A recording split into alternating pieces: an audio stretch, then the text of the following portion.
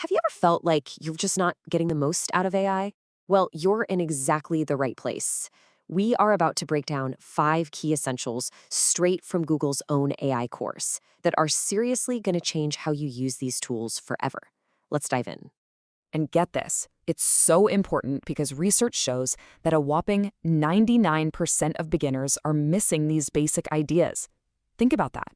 That is a huge gap between what AI can do and what people are actually doing with it. But the good news? By the end of this, you're going to be in that top 1%.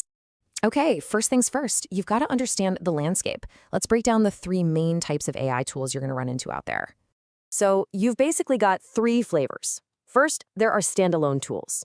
These are your dedicated apps like ChatGPT or Midjourney that just do their own thing. Then you have integrated AI, which are features built right into the software you already use, like the AI helper in Google Docs. And finally, there are custom AI solutions, which are made to solve one very specific problem. Here's an easy way to think about it. You could use a standalone app, say Midjourney, to make a cool image. Then you have to download it and import it somewhere else. Or you could use an integrated tool like Gemini to create that image right inside Google Slides. See the difference? It's like bringing a tool to your workshop versus having the tools already built into your workbench. And hey, don't let that word custom freak you out. It sounds super technical, right? But a really well-designed custom tool needs zero tech skills. Just imagine a sales tool that looks at all your clients and tells you, hey, this person needs your help the most right now. That's a custom AI, and it's built to be dead simple to use. All right, on to our second essential, and this one is a game changer. It's a prompting skill called surfacing the implied. And the big idea here is simple. To get a great output, you have to give a great input first. When it comes to AI, context is absolutely everything. Let's try a little thought experiment. How would you ask a friend where to eat tonight? You probably don't even realize it, but your brain does a ton of automatic work that you have to do manually when you're talking to an AI. For instance, if your friend already knows you're a vegetarian, you don't even have to mention it, right? That's what we call implied context. But in AI, it has no clue. You have to give it explicit context. You have to literally spell out, I am a vegetarian, if you want a recommendation you can actually eat. With AI, you have to state the obvious. So our third essential skill is another pro-level prompting trick, using examples. This is how you stop getting those generic, boring responses and start getting ones that perfectly match the style and the format you're looking for. And the magic word you need to know here is a shot. In the world of AI, a shot is just an example you give the model in your prompt. Think of it like this. It's like giving a student a copy of an A+ essay to look at before they have to write their own. You're showing them exactly what success looks like. And it works on a really simple scale. A 0-shot prompt that has no examples, a 1-shot prompt gives it 1 good example, and a few-shot prompts gives it 2 or more. And you can probably guess, the more good examples you feed the AI, the more tailored and relevant your final result is going to be. Okay, but what if your task is just huge, like really complex? Well, that brings us to our fourth essential, chain of thought prompting.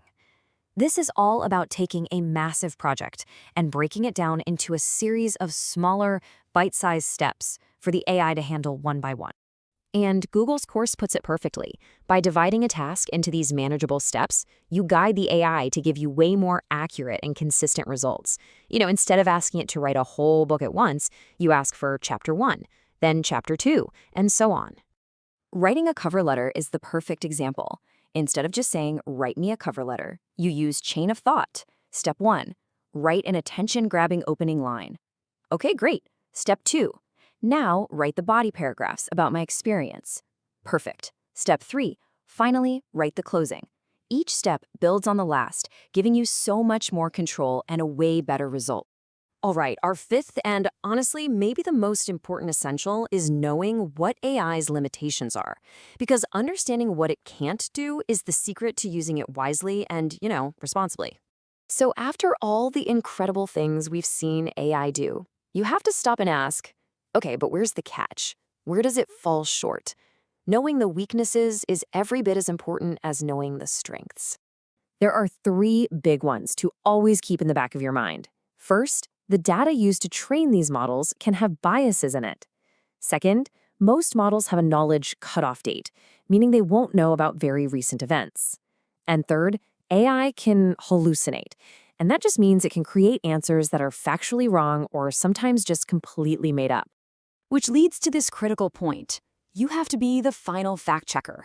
You should always, and I mean always, double check what an AI gives you, especially for what we call high stakes stuff.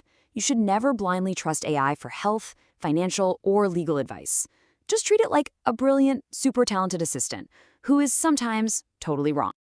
And there you have it, the 5 essentials to really mastering AI.